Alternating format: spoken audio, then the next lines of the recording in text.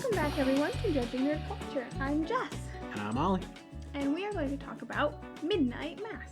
Yes. As you can see, we tried to make it a little spooky. We can't do much with this little room.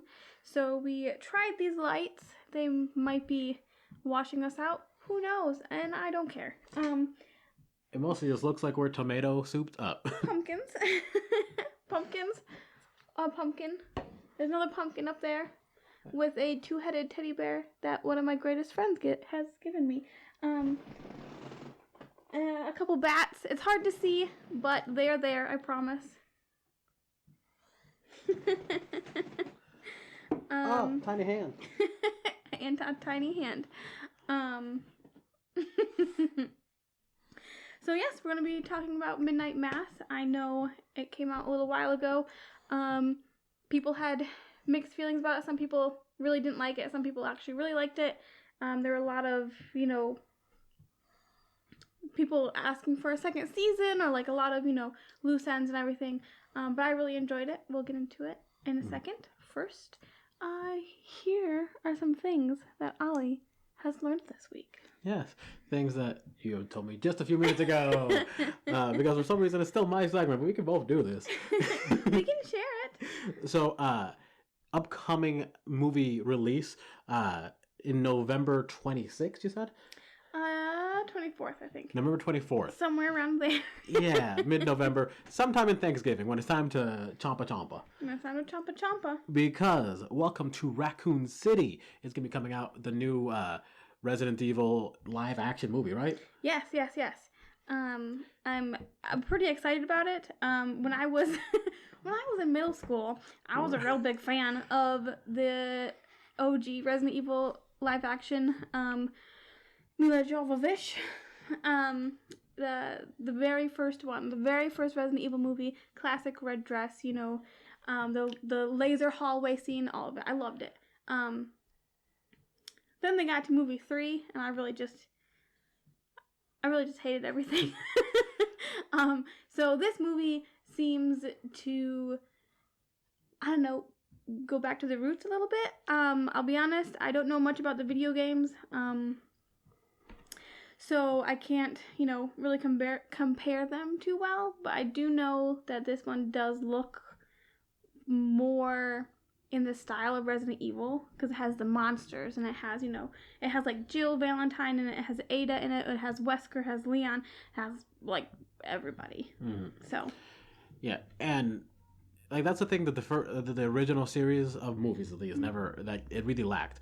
I think maybe 2-3 times characters from the games actually showed up and then immediately died or left. Yes, I remember I was so excited about, it was like Resident Evil 12,000. It was like they'd gone too far. Finally, Leon and Ada, they were going to be in the movie. And so I was really excited to see how they interacted with Alice, because she's not a character in the games. And they were in it for barely enough screen time to be excited, and they weren't very good. Those movies just aren't very good. Let's be honest. Yeah, I mean, the action is spectacle, and it's lovely. Yes. Milla Jovovich. I don't know. Jovovich. Surprisingly, very capable physical actress. Yeah.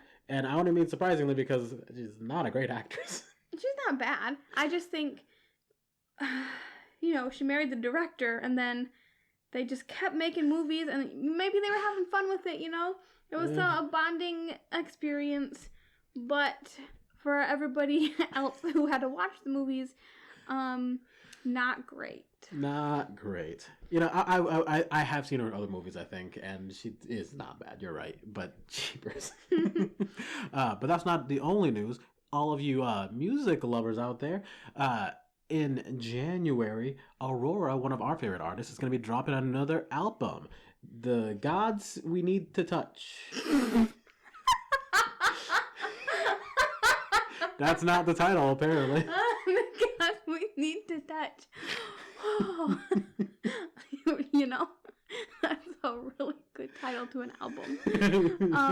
Yeah, January 22nd, no, 21st of next year, Aurora Askness is coming out with an album, I believe entitled The Gods We Can Touch. I was so close. You were very touched. You were very touched. You were very close. It sounded kind of funny. He has released some videos of a new song that will be on that album, and that song is called Giving Into the Love, and I have listened to it quite a few times in the last few days. I don't know anybody around me where I live who actually even know who she is, but hopefully, you know, anybody listening who does like her and enjoy her, there you go. You know, if you didn't know, now you know. New album coming out soon, and the people who I do know, stay tuned, because if you're around me, you will be listening to a lot of Aurora. Woohoo! Oh yeah. You know, just to stick to the very literal definition of what I heard this week, there's also another band that I heard this week for the first time called Daisy. I like them. They have a smooth and groovy vibe. Yes, they're very cool, very cool. I believe you said they were music to make out to. That's what they said. That's what they said on their bio. They make music to kissing, for kissing.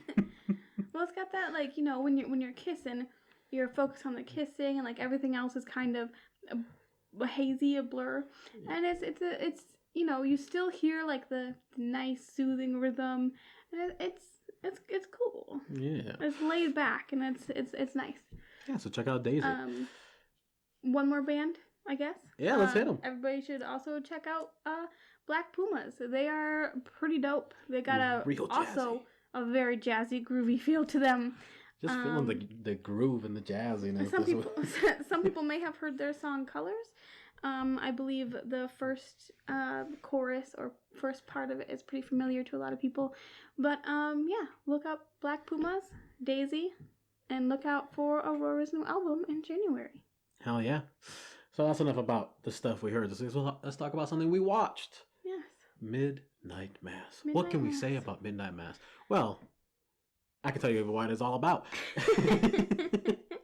So Midnight Mass, the story takes place on a nameless island in the middle of nowhere, as far as I'm concerned. Yeah. And it kicks off as a new preacher comes to town after the old one mysteriously disappeared on the mainlands. And with this new preacher comes a lot of changes, and true, honest-to-goodness miracles occur throughout the little island town. The church flares with popularity. There is all sorts of shifts and changes in personal and like cultural traditions in this little town as the church becomes more popular than ever before. And turns out it wasn't just because God's good and God's great. It's because vampires. It's because vampires, yes. And that is the short of it. This Yes. little town trying to deal with things beyond your understanding, and also apparently the vampires aren't a thing that they exist in this universe. Yeah. Vampire movies. Well, in the movie, there are going to be spoilers, so if you want to go watch Midnight Mass, you should probably do it before you listen to this. But I feel like it definitely is a vampire. Yeah. But I think maybe in the context of the show, it's a demon, which I know, like, vampire, demon, basically same thing. But I think it leans more towards the demon-esque area of things than strictly vampire. I don't know. I look. It's got wings. That's very Van Helsing vampire. It sucks your blood. Can't go on the daylight. That's a vampire cut and dry. If anyone tries to say shit about it, they can go eat a whatever. No, it's a vampire. Real quick, the guy who directed Midnight Mass is the same man, Mike Flanagan, who did The Haunting of Hill House, The Haunting of Bly Manor, and now Midnight Mass. Didn't he also do the one with the Death Lady? Death Lady? Yeah, because in the movie, He also did Gerald's Game, Hush, and Doctor Sleep. I think it was Hush then, because she is death and some guy's trying to kill her in the woods, and she in the movie is writing the book. Ollie. I thought you said death. Oh, like TH? Like dying. No. Death. Not the deaf woman. The deaf woman. Yes. Okay. I got you. I'm sorry. The hearing impaired woman. Yeah. My TH and F issue has reared its ugly head. She is the same woman. The woman who plays in Hush is the same person, Kate Siegel, who plays Erin Green, who is the main love interest / main character in Midnight Mass. Yeah, and in the Hush movie, she's the writer of the book, which I think implies that this all takes place in her mind, and Erin is her self-insert character. Well, maybe. The movies are quite far apart, and seemingly have nothing to do with each other except for the woman or the author in Hush is writing a book called Midnight Mass. I'm just saying. Which I think might just be a little hint maybe from the director, because maybe he was, writing it up or thinking about in the future creating Midnight Mass, and now he has and was like, hey, let's use the same woman. That'd be cool. Right. But what do you think of this show, Ollie? Ooh, okay. So. Very good. Just let's get that out of the way. It is very good. The acting is great. The pathos that you get from it, the emotional payout and everything is spectacular. And it hits a lot of character moments just back to back to back. Like, it is all character study within the blanket of here's a vampire TV show. Yes. It's very heavily like a lot of their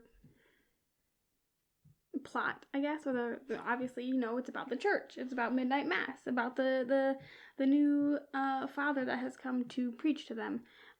So a lot of it has to do with, God and what happens when we die and that sort of thing, which you would think is like going to be, overplayed or something, but I really liked it.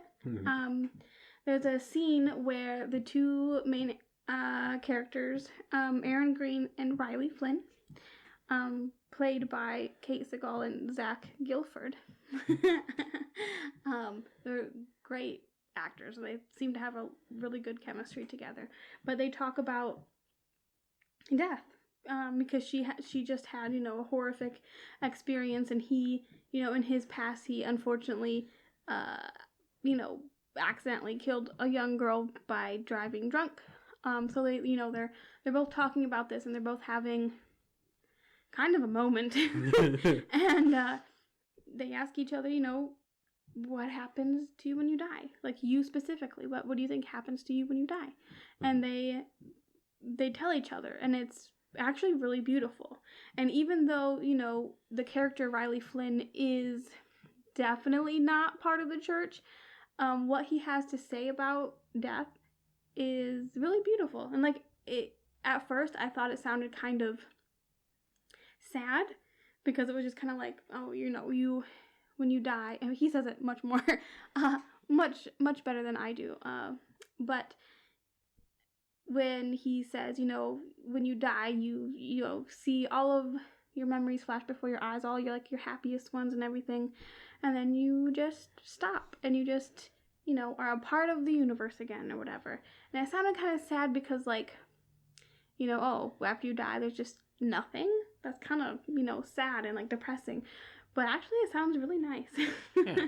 Well, I think the idea behind his whole thing was just, he lives in a state of kind of self-hate and loathing and all sorts of negative emotions, and the idea of no longer being an individual and being part of the whole again. I don't think it was, and then you just stop being. and I think it's just, and then you stop being you. Well, yeah, he was meaning, your consciousness, your soul kind of stops being and becomes part of everything. But your body, he mentioned, right now he's useless. He doesn't know what to do with his life. He doesn't know, what job to do on this tiny island except for help his dad fish.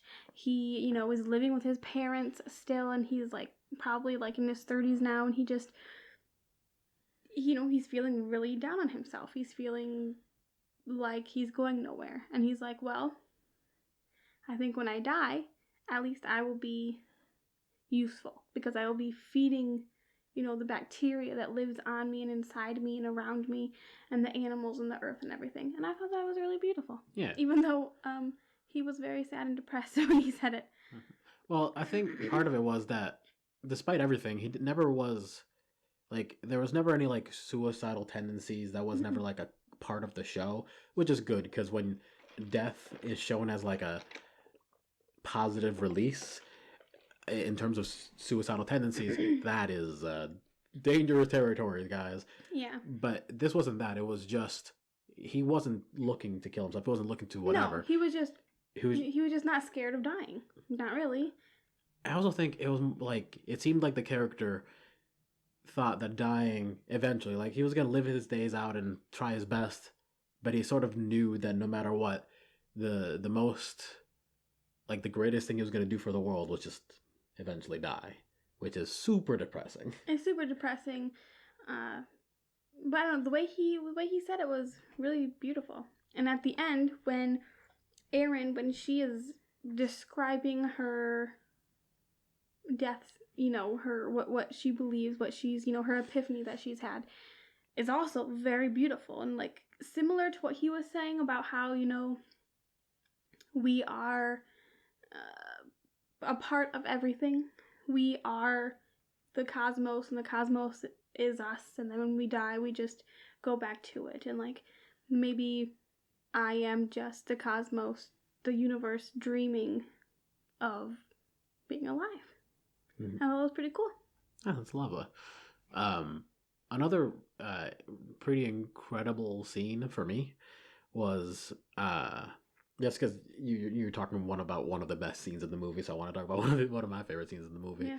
Which or in the TV show. Sorry, this one is very late in the game. This is very, very mega spoiler.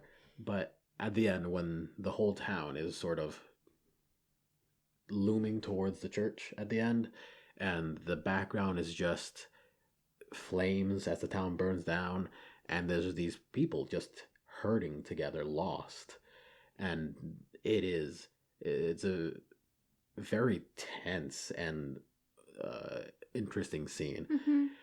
And I just loved it. From every single scene visually from that moment forward was very very extravagant. Mm-hmm. And the all except one part. Remember at the very end where it's just those three dudes, the like teenager, that random guy who's white, who he ate his wife or something, and the guy who turned him into a vampire, and they're just hanging out, and the tall guy's just like, so you guys wanna hang out for a little while? Because like they're waiting to die for the sun to come up or whatever. It is. Yeah, but I thought I can see how you think it was kind of weird and funny, but I don't know, I thought it was kind of sweet, because like this big guy, he was kind of manipulated like everybody else into this weird cult that kind of formed, and he realizes, now that he is a part of this cult and cannot get out, he realizes it was wrong. The things that he did were wrong and harmful to people.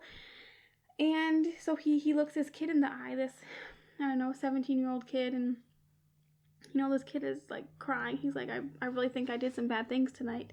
And he's like, it's okay, kid, I forgive you. Do you forgive me? And they have that exchange, and then the big guy's like, all right, well, I think he was thinking, we can't really do anything about what we've done, but now maybe at the end we can just like do our best to, I don't know, forgive ourselves for the things that we've done and try to die peacefully, I suppose. I suppose. I didn't mean that it was a bad scene by any means. It was just... It was strangely placed. Yeah, well, the thing is that everything before was so tense. Mm-hmm. Like, the last 30 minutes are just big, difficult, emotional moments, one after another. And then it ends with just this, well, I guess, you guys want to hang out for a little while? And I mean, I think that makes sense. I think that sort of like, not with a bang, but with a whimper style of ending is perfect. I think that makes a lot of sense for especially the town, because that wasn't the ending of all the characters. That was sort of like the ending of the faceless town folk. And I think that makes a lot of sense for them. I think that fits the way that they were portrayed as a whole. Mm-hmm. It was just very Yeah. The only people who survive are two teenagers, and they're not gonna have a great day. they're not gonna have a great day. How do you explain everything that's happened? How do you explain you went to church at midnight because your pastor was feeling sick, and he decided, just come to Easter Mass at midnight, and then you do, and this winged creature shows up and starts eating people, and then people start eating people, and the priest kills a man, and it's how do you explain all this to the authorities, and then also explain that you had to help burn down this whole town and your parents, and then escape on this little rowboat, like. Yeah. No, they 100% have to go to the authorities and be like, yeah, so people went crazy, started killing each other, and lit everything on fire. Their bodies are gone. Must have been the fire. Yeah, because when they die, they're ashes. They're vampires. Yeah. I mean, there are going to be corpses that of the people who didn't turn into vampires. So the police are, the forensics, they're gonna look at these bodies that are, very badly burnt, but they're gonna find like bites. They're gonna find tears. They're gonna find these weird things, and like, what the heck happened to this town? Like an animal attack, and then they set it on fire. Like what? I don't know, man. They're gonna have to come up with some wild story. The Island Crazies. Yeah. That island is going to be a myth. It's going to be a legend to other people. And then these two teenagers are going to grow up walking around hearing stories about it. And then just be like, yeah, I was there. And people are going to be like, no, you weren't, man. That thing never happened. That's fake. Yeah. So I'm going to say something. Mm-hmm. And I want you to, agree or disagree with me in whichever way you want to go with it. But I just want to try to say this as best I can, because I do think that it's going to be possibly offensive to a great number of people. But I think this was one of the most direct, honest, and positive portrayals of a religion in any TV show I've ever seen. Positive? Yes. Well, I mean, the father, played by Hamish Linklater. Linklater? Linklater. Father Paul Hill. Also, chef's kiss, great actor. Did a good job. So did good. A very good job. It was like I was at church. This dude can give a sermon. He really can. But his whole shtick was, he's this new father who is actually the old father, and he believes that this vampire / demon is an angel that was sent from God to make him young again, so that they could be ready for like the rapture, be ready, be stronger, live longer, to be able to serve the Lord and spread his word and everything. And he strictly really did believe he was doing good. And I think some movies don't do this very well, but they did it perfectly, where the villain wasn't really a villain. Like he honest to God, like you could tell he was doing what he thought God wanted him to do. He was doing good work.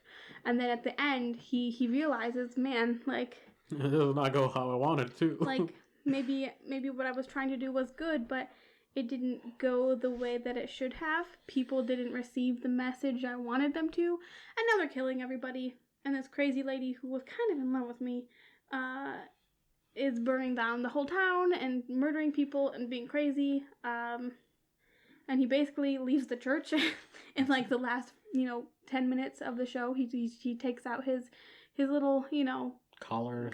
Yeah, he takes out his collar and he's like, I'm just going to be me for, until the sun comes up. And I don't know. I thought that was really cool. Yeah, no, I thought it was great. What I meant by like being one of the best and positive portrayals of religion that I've seen in movies is that a lot of times, or TV shows, whatever, is that a lot of times it is very like open about the corruption in churches, which is good. That's a thing that is real, and we definitely should talk about that. And a lot of other stances in other movies, maybe it's just because we watch a lot of queer movies, tends to make the church very vilified, which makes sense. It is very much the villain in a lot of people's personal narratives. But in this TV show, it wasn't explicitly the villain or the hero or anything like that. Like, the church was an entity in and of itself, and the people made it good or bad. Exactly, and I'm like, yeah, no, that's accurate. That's right. That's true. Yeah. The thing that Father Hill said, the things he said were they were good. They were passionate. They were positive. They were getting a little weird at the end. Yeah, sometimes they were a little weird. Sometimes they were a little like, we are the chosen people, which, I mean, it was a little weird. It was strange. But, for the most part, all of his sermons were relatively positive and pretty good. And so, that's the good side, trying to do good, trying to just be a good person and help people while also having your religion. But the woman who plays Bev Keane, Samantha Sloven, the actual villain. She's not even the vampire, but she is the villain. Yeah, she's like, even the vampire who had the big leathery wings and killed stray cats and killed people. I mean, that's just what he does. He's a vampire. Yeah. That's just that's just what he is, what he does, how he lives. But Bev Keane was just evil. She didn't like that God loved everybody else. She wanted God to only love her. She wanted to be perfect, better than everybody else. And she became basically the cult leader. Yeah, for the last couple episodes where everything goes downhill, it's because she's in charge. Yeah, and you know what? I knew she was evil the very first episode. And then, like, the second or third episode, she kills a dog.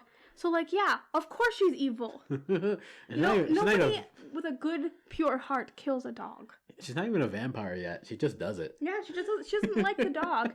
She just doesn't like the dog, and she doesn't like the man because he doesn't go to church. And so she poisons his dog.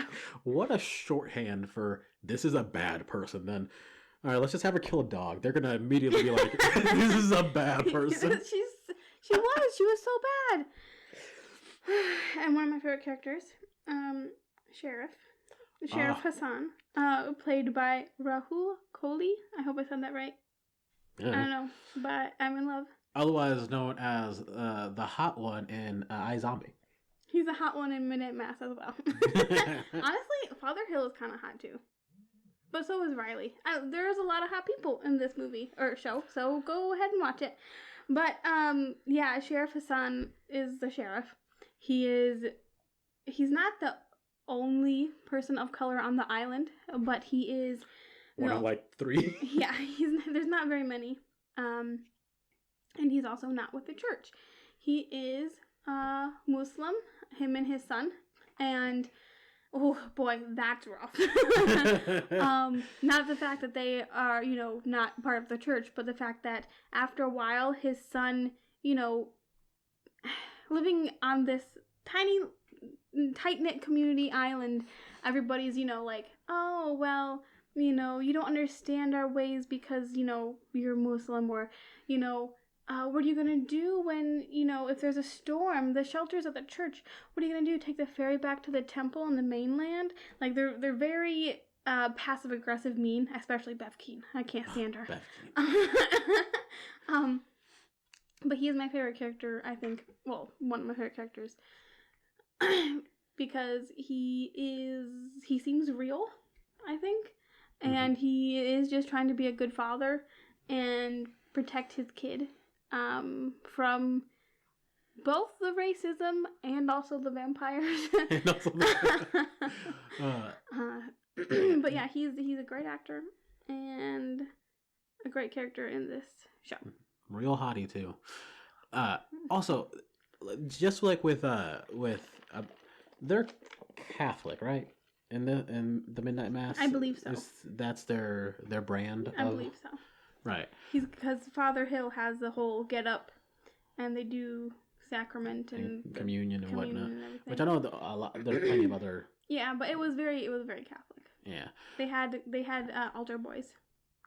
I've seen altar boys at Lutherans. I don't know anything about Lutherans. Anyways, they're a very ritual style brand of Christianity or Catholicism.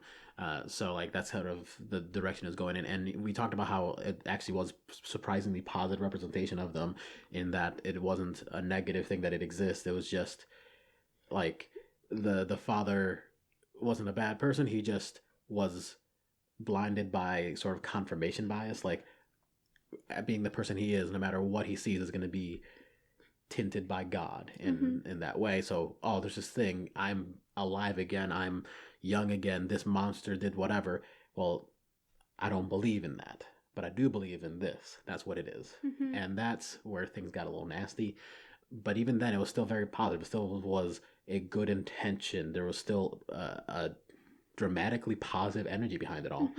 And I think it does an equally good job with the sheriff and his Islamic beliefs, where it's very much like, he's not saying anything wrong. He's not saying anything rude.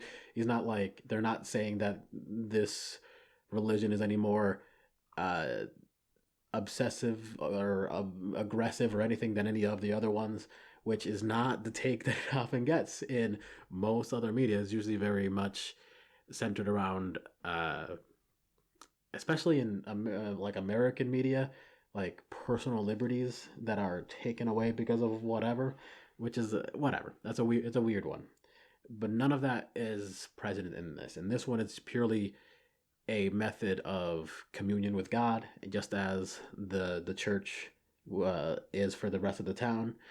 And the only time it ever really comes up is when the child of his is trying to get more involved with the church. And it never seemed like it was like, I don't want you to be a Christian. It was just, I don't want you to be more disconnected from me. And this connects us. And also, I don't trust this place. This place makes me feel bad because of who and what we are and what we believe in. And the fear that, he's going to be entering that thing. He's going to go into the literal belly of the beast. And then he's gonna believe what they believe and think, oh, my dad is wrong. And then lose what little connection he has to his son. So it's like, whenever it comes down to like things of like kind of dramatic religious moments, it's never about the religion. It's about the people and their choices. And his choices are all purely, I want my son to be safe and I want to be closer to him. I think that's what it comes down to with religion, really. It's just the people.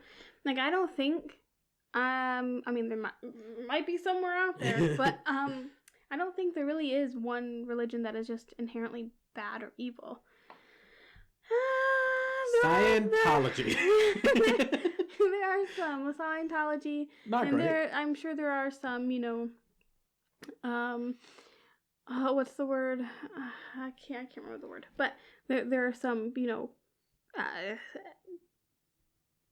unique. Another word for unique. Special, exotic. I don't know.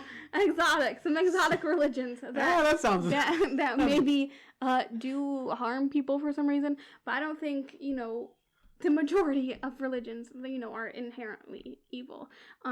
It is the people who believe in them that make a religion harmful or not. Like when you take Christianity, for example, a lot of people just try to do what they think is best. Just try to be a good person. They grow up in this community and they think this is what's right, and so they try just to be a good person and help people and try to get closer to God. And we see a lot of people who even, like Christians, who are pretty, on the left side. I'm not being very eloquent today. It's late. What I'm trying to say though is that, every religion has the people who are just in their religion and are good people and just go about their day trying to be a good person. Mm-hmm. But then they also have people who are in the religion who try to stuff it down people's throats and really become harmful and sometimes physically, mentally, whatever it may be, harm other people. Mm-hmm. Yeah, 100%. Wow. Sorry about that. Yeah, we've been going off. That was hard for me to get through. We've been going through religion for a little bit. Well, let's get past it soon. Yeah. All I was trying to let's all just get past religion. Let's just get past this. Let's just do that. What all I was trying to say is that a lot of times in movies and TV shows and media in general, there is a lot of shorthand used for religion that makes it so that we just brand it certain things in certain ways. Like Catholics are, by media standards, superstitious and like the dramatic religious people, Yes, they're superstitious and self-loathing, whatever, and the root of certain things and whatever. But that's so gross and reductive and kind of bad. And don't get me wrong, I'm not a fan of religions. Like, I like religions, they're cool to study, but I don't like churches. I don't like religion. They're usually very painful for people.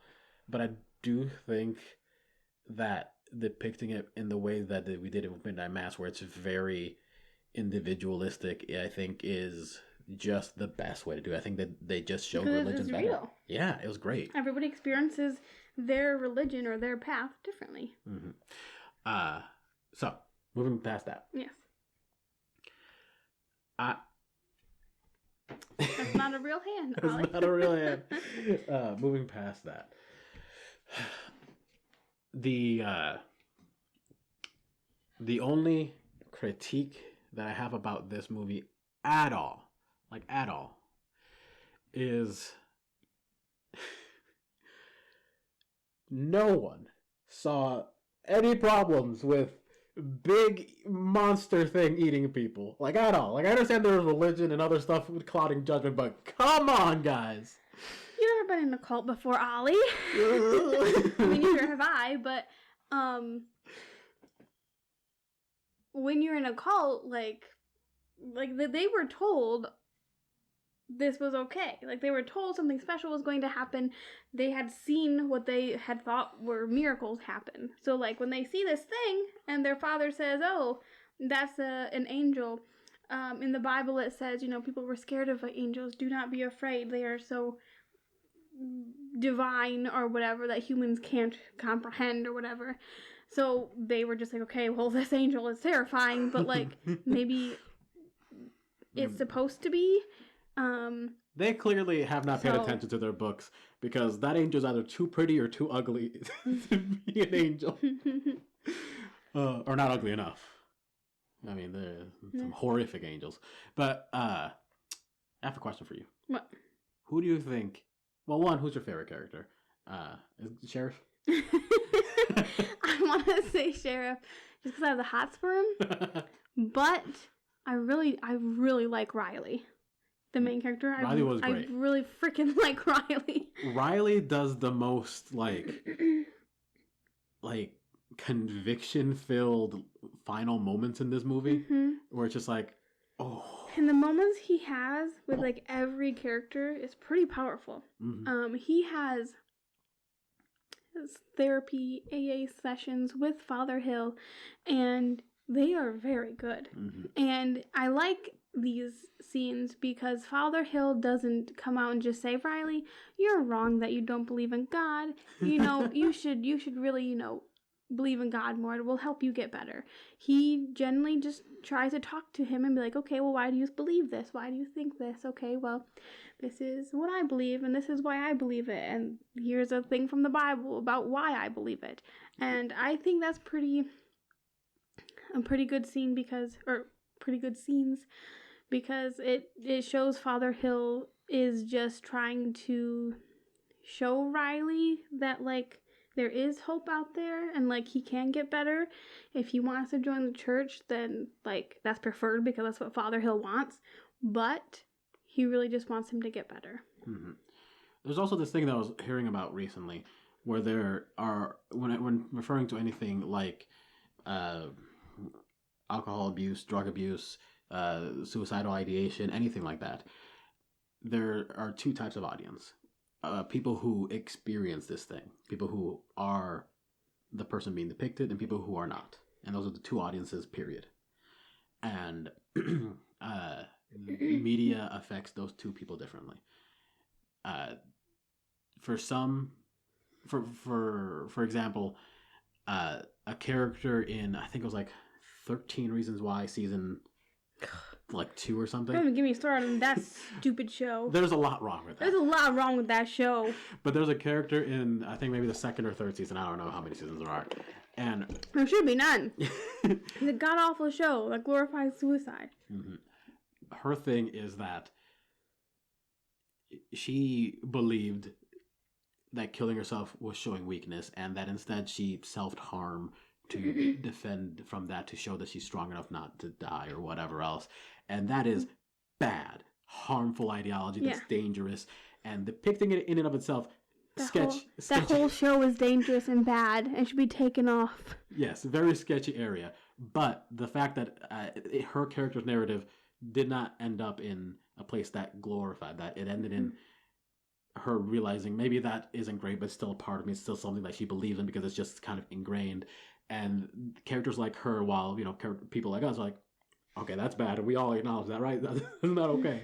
People who experience that were like, this is why I do these things. Yeah, but she also said, okay, I know, we're not talking about 13 Reasons Why, but she did also say, hey, boy who really liked me, who's 15 years old, I died because of you. That's a different girl. It's a different girl? Well, you didn't say names. I don't know their names. I don't watch the show. Well, I'm just saying.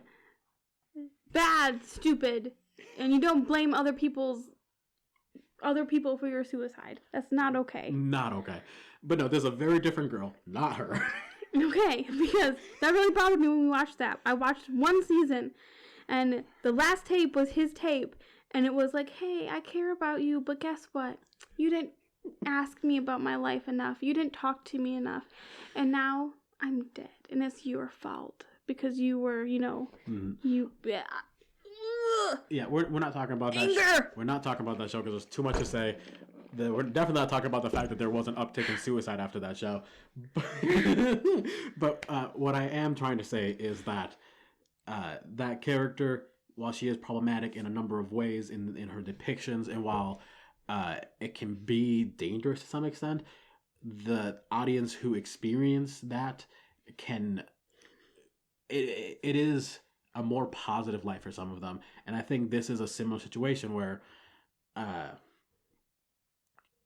with Riley, we see him going through all these steps with AA and all this other stuff where he's trying but is not working, and maybe from a non-member of that affliction, it seems like, oh, this is not great. This is them showing someone who's clearly overtaken by these things.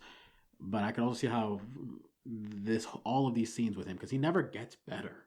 Like, he doesn't drink or anything like that. He just is never happy. Yeah, or relieved of his guilt or anything. Like, nothing really changes in his... It seems as though he starts to feel a little bit happier after a while, especially when him and Aaron start to get closer, and, you know, they bond a little bit more and basically start dating.